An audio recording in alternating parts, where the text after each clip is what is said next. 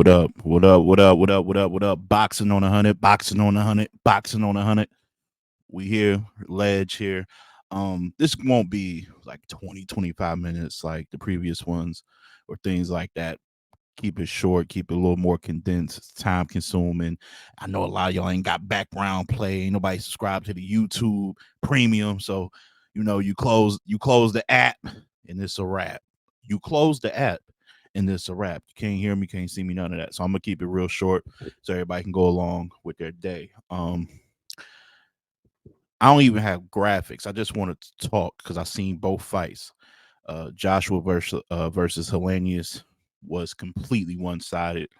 There was one round where I thought, and it might have been the round before he got knocked out, where I thought he was starting to gain a little more confidence in letting his hands go. But it just really didn't come to fruition, man. Hopefully that's the last time we see him. Um, at least at this level against the top heavyweights. I'm sure he can get put against someone that's a little more of his level. Joshua, what he worked on clearly was more movement, athletic frame, bouncy, a little more, and not really just dancing, just head movement at the right times. It doesn't have to be I think a lot of people are starting to get it confused. Like they think he should be like Tyson, just doing the peekaboo the whole fight. No, it's just head movements at the right time, adjusting for the right angle to receive a shot, parry it, and deliver a shot. I've seen a lot of that. I've seen a lot of composure, a lot of patience. There was a few times I thought Hellenius was hurt a little more than he let on, but Joshua did not. He didn't fall for it. He didn't let his hands get too crazy. Didn't let him go too loosely. Still kept a tight shell, tight defense, and like not traded, like and just bombed away on him for a couple of those I would say last 2 to 3 rounds, and then ended him with one of the coldest knockouts of the year, man. That right, like it took his face off, man. I'm not even gonna lie. Like I was worried for him. I haven't been last time I was really worried for someone who got knocked out. Like seriously, like this might be life altering. And I don't even think this is to that extent. But when Tank caught Santa Cruz with that uppercut, I was really, yeah, because that was different. If y'all remember that, go look it up. I'm sure it's on a YouTube short somewhere. You ain't even got to watch the full fight. If you're not familiar with that, I'm sure the whole world is by now. But when Hellenius dropped like that, because he was out well before he hit the canvas, I was just like, I don't know, man, but he's in good health. And Joshua, this leads to you versus Wilder, obviously. Hopefully, a full, legit announcement comes with that. We do get that towards the end of the year. And that's going to be an exciting fight now. I think I think Anthony is more of a complete all-around boxer, more skillful than Wilder, of course. But in those fights with Andy Ruiz and people like that, I I've seen the chinks in his armor. I don't think he's a complete fighter yet, as far as working with Derek, that he got everything down to a T. I still think sometimes when he shoots, it's kind of more of a lunge than a full flesh, like stiff, solid jab. I think he can still get caught with the right by Wilder, who still has generational knockout power. It's up there. Say what you want about him as a complete fighter, where you rank him as a heavyweight all time. I listen to Showbiz. He said Wilder is an all time great. Not ready to go there yet, but I will always respect his opinion and many others. I guess if you framing it just for this era, because we really didn't have many, I guess he can fit. Like you got to let somebody in the door, right? So I guess he can fit in there. But when I think all time, I think no matter who's in your era, this person, his stats, his skill set, just his overall ability will rank with you no matter what era we're talking about. Don't know if that's quite Wilder, but he does have generational, like transcendent punching power. And that right hand, especially when it's like a chopping right, sometimes he just chops you with it. If he catches Joshua, who I don't think has like the strongest chin, to be honest, I think he could probably sleep him. I feel like it's gonna go two ways if it's a knockout. I feel like Wilder can one hitter quitter Joshua.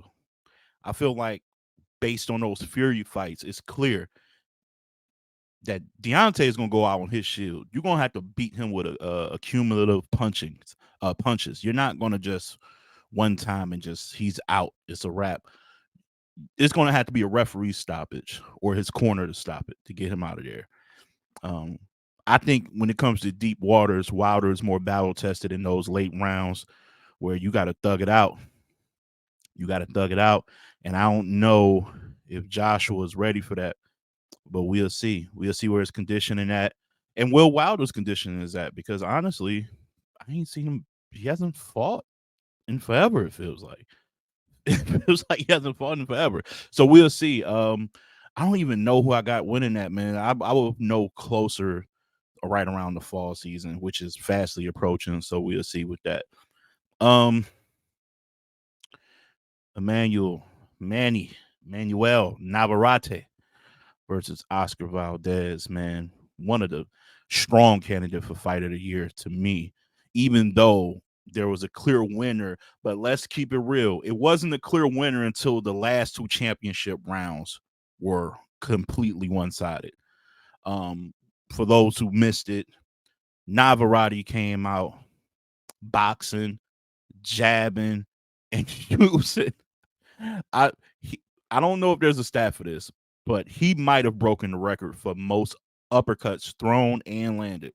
You don't really see the uppercut utilized as your second. Like it's the jab, right hand, something check hook, things like that.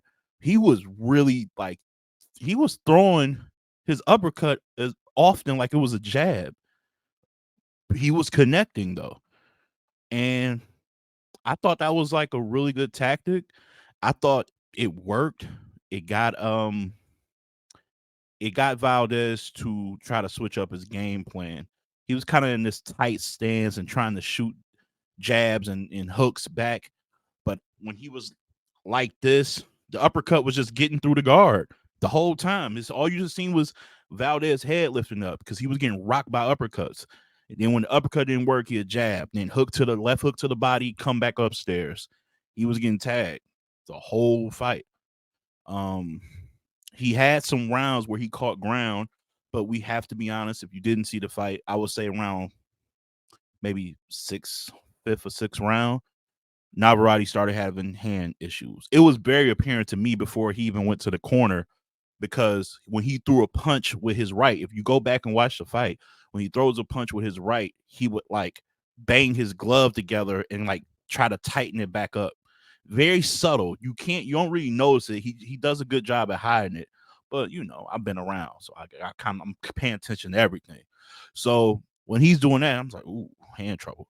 Then sure enough, he gets in the corner and they talk about it. I was so worried that he was going to lose the fight because once it became apparent to everyone that he was having hand issues, he lost every round. Like he lost 3 to 4 straight rounds. And I think about time it got to the 10th, I think I had it tied. On my scorecard, I had it tied. So I'm like, he's going to lose this fight because he don't have a right hand. Like he tried. He wasn't getting dog walked in the rounds. He was actually being very competitive. But the heart of a champion, he clearly dominated the last 2 rounds. For my take, I had it 7-5 Navarrete. A lot of people now look like, oh, you can tell because his eye was in terrible shape. Valdez, I mean, his eye was in horrible shape. So people was like, yo, and Navarrete was like, he about to go take some shots back, some tequila. He about to go have, you know what I'm saying? He about to go play a game of pickup basketball, baseball, all time. He got a whole triathlon thing he could have did after the fight. He looked incredible, right? So when I'm looking at Navarrete after the fight and he's announced the winner, it was to be expected. He didn't seem shocked or surprised, like he felt it was close, which was good because he fought with that same type of confidence. Like, I'm the champion. And it was weird to me because he was the champion, but he was the underdog. And even coming into this fight, I didn't get that. I felt like he's been impressive in his last showings to me. So I get Valdez as a little more, had a little more exposure, things like that. But he was just outclassed. And what's crazy is Valdez was good. Like he was good. He started way too slow, so he had to play catch up, and the right hand allowed Valdez to play catch up. But Valdez had some good moments. He's just not on Navarrete's level. I had Navarrete winning this fight going into the fight, but I don't want to see a rematch really with this, even though it was a good fight. I, I much rather see this than Spence and Crawford again. Let me get that straight. But I'm not sure Valdez can beat Navarrete. I just think Navarrete, the same problems will occur, probably. But we'll see. That's really my time, man. Y'all let me know what y'all think in the comments. Who do y'all want to see Navarrete against, man? I'm hearing him versus Shakur at catchweight. I don't think he want those problems. And real quick, I don't want to see all these catchweight fights, man. I want to see fights for the belts. I'm sorry, call me old school. Like, it was cool. We did Ryan and Tank. I'm not trying to do that. Now we're talking about Tank and somebody else at a catchweight. Now we talking about Shakur. I don't want to see that. I want more undisputed champions. I want these belts to be unified, all that. I'm old school. We ain't doing that, man. Like that's starting to feel a little what is it, like charity boxing or something? Like, what are we doing here? Like, what is this? Exhibitions? Like, what is this? We don't need that. Like money with the belts to get it cracking, man. That's my time. Y'all be easy. Appreciate y'all, and see y'all soon, man.